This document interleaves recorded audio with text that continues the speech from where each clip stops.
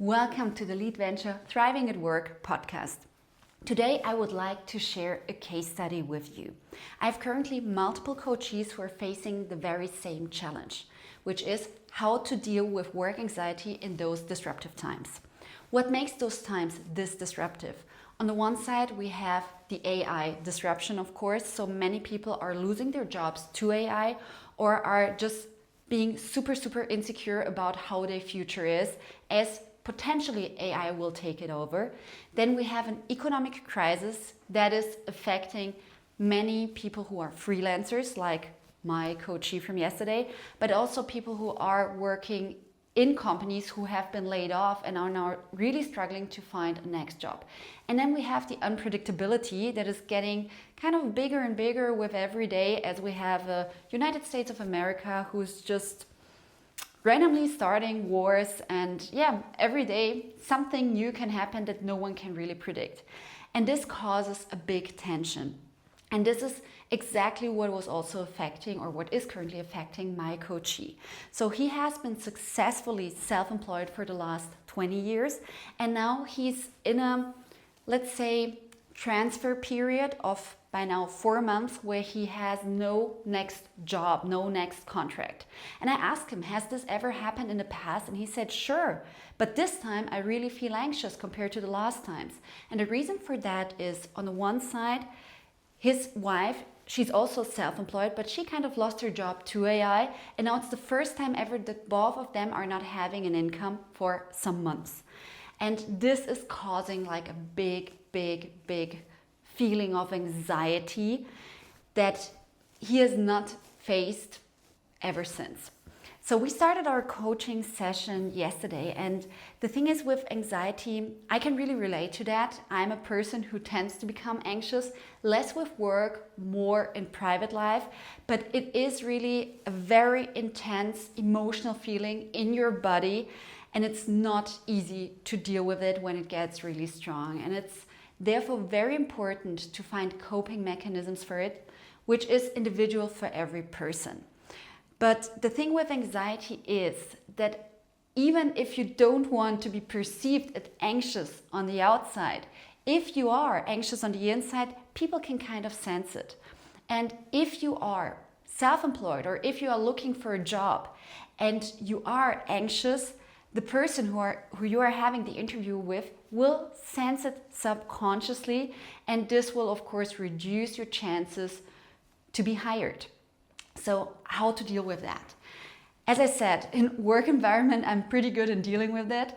And when I came back last year from my travels, so I traveled for almost 8 months, I came back and I had some jobs, some workshops already planned. I was feeling super secure and confident that the end of the year will be good, I'll be earning money.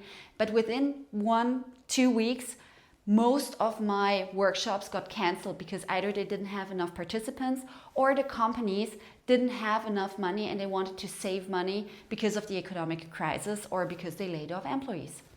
And so within this short amount of time, almost everything I had planned got canceled, and I felt anxious, and I was like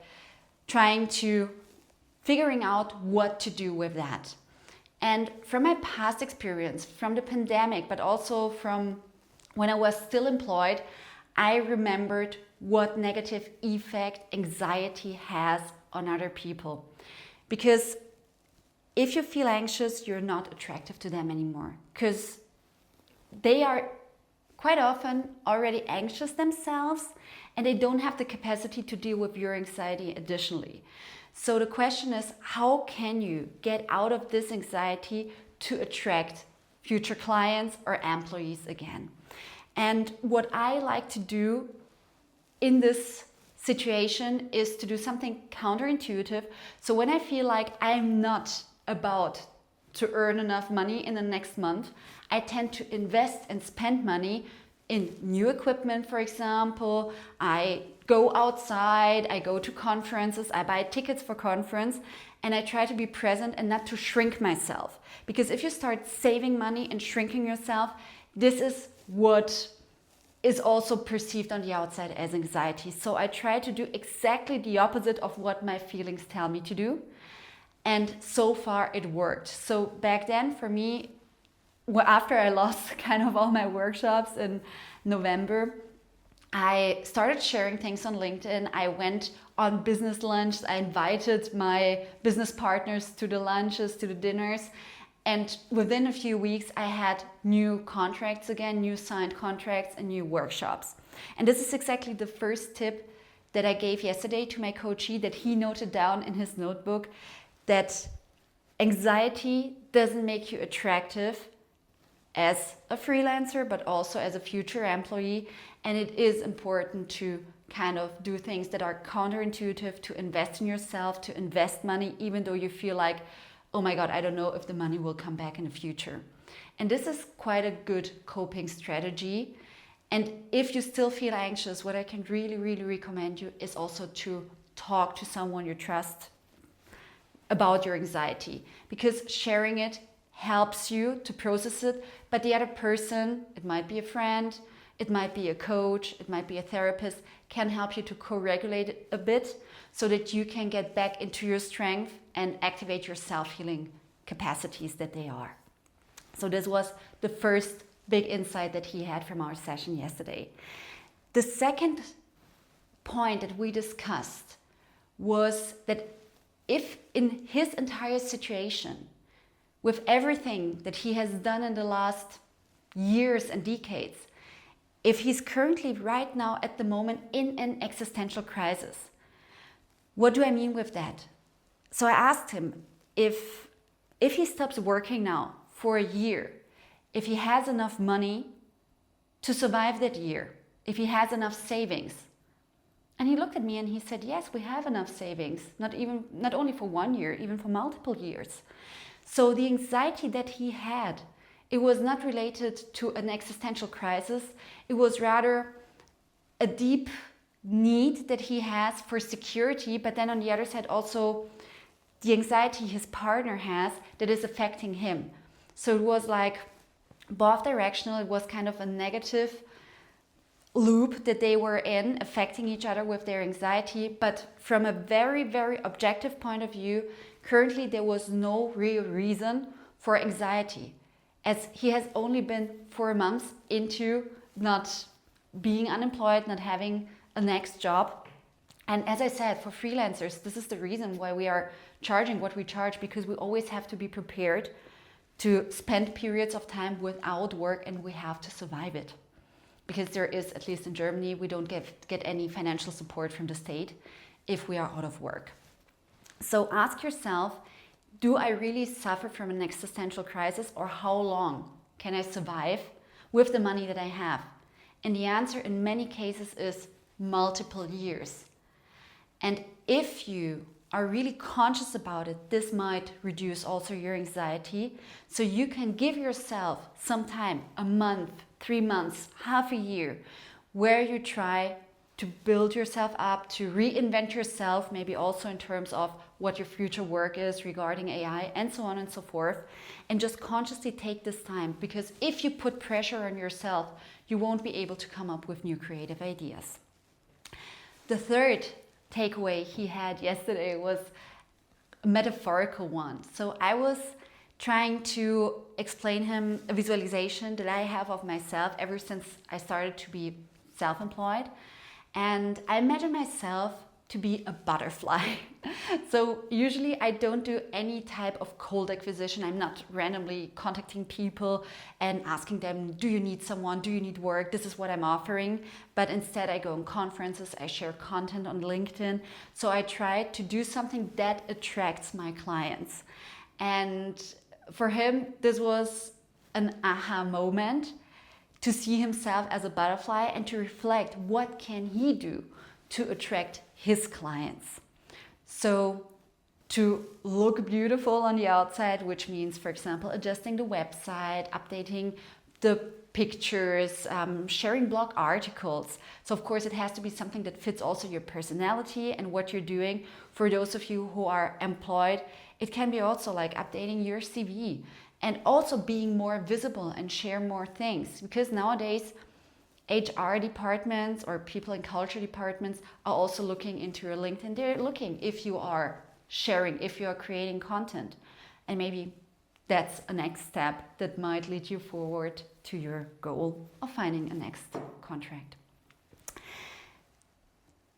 The fourth aha moment, or not aha moment, the fourth topic that we discussed and that he found very useful was the importance of self-regulation.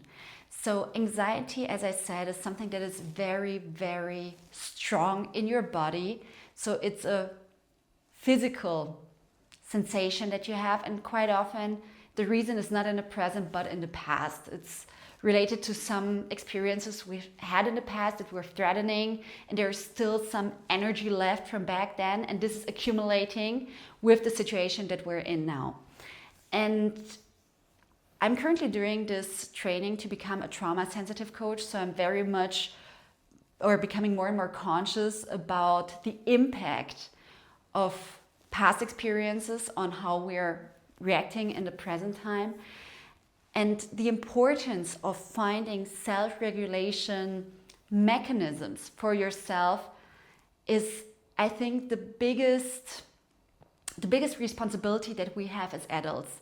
Because no one has had the perfect childhood. No one has the perfect nervous system. We all have something to carry around. And it's important to know that our nervous system is not our personality. Sometimes our nervous system is sabotaging who we are or who we want to become.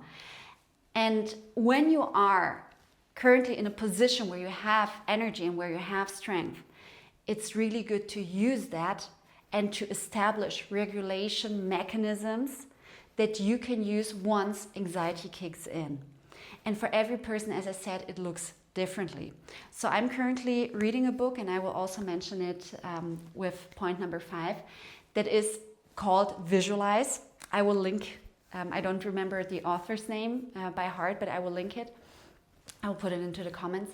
And this book is about how you can visualize, for example, a future or yourself to deal with negative emotion, also to create a drive towards a better future.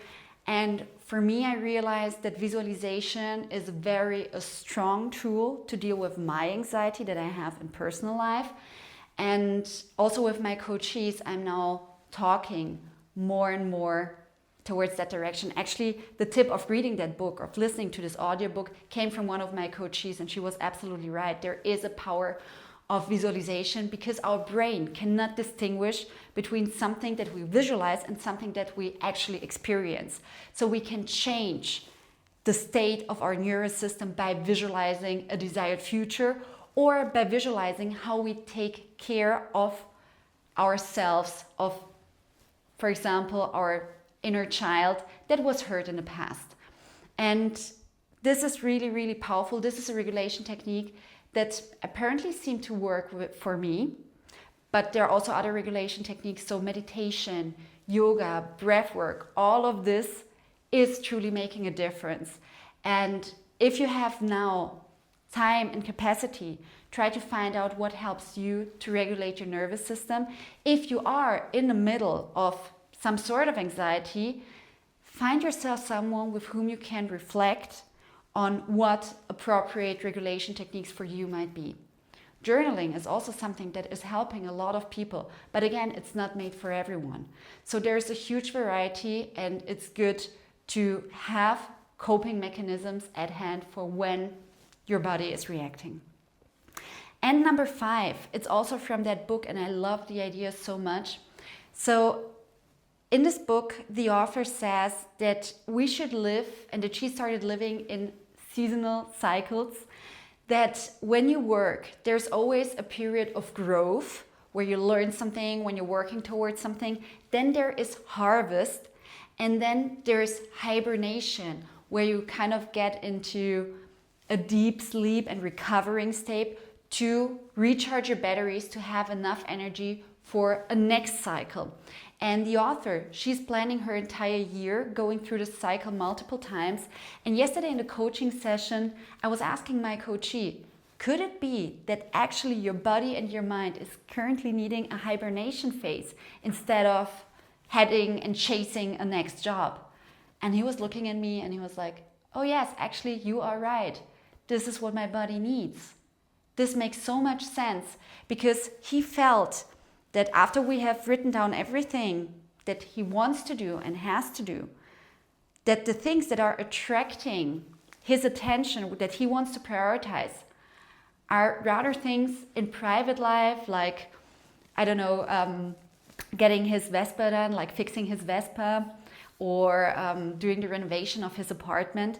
So these were the things that were actually attracting him more than work, because he needed to recover a bit from work, to recharge his energy, to sort and organize his life so he can start into the next project refreshed and full of energy. So that's a short case insight from yesterday, from this coaching session with my coachee. To summarize again, what were the 5 big takeaways? So number 1, anxiety doesn't make you attractive. So dealing with your anxiety is key to attract new employers and to attract new clients.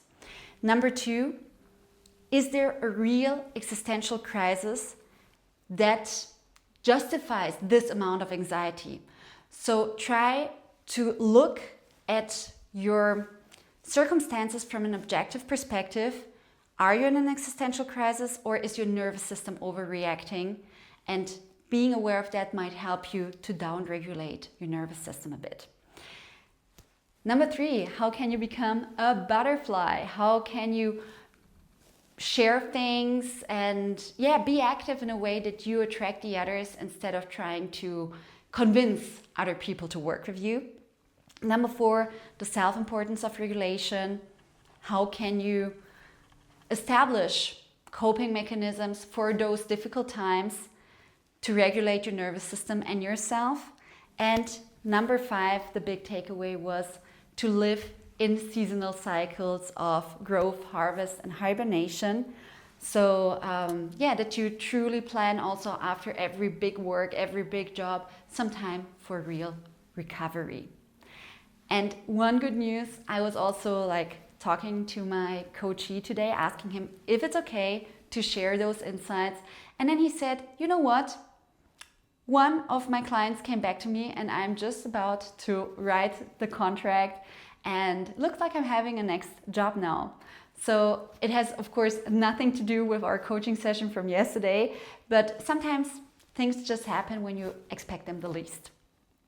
I hope you enjoyed these little podcast episodes, and I would be happy about your comments. And if you have some other wishes or other opinions or other coping strategies that helped you to deal with your work anxiety, so feel free to comment it. And if you have ideas for other podcast topics, please reach out to me.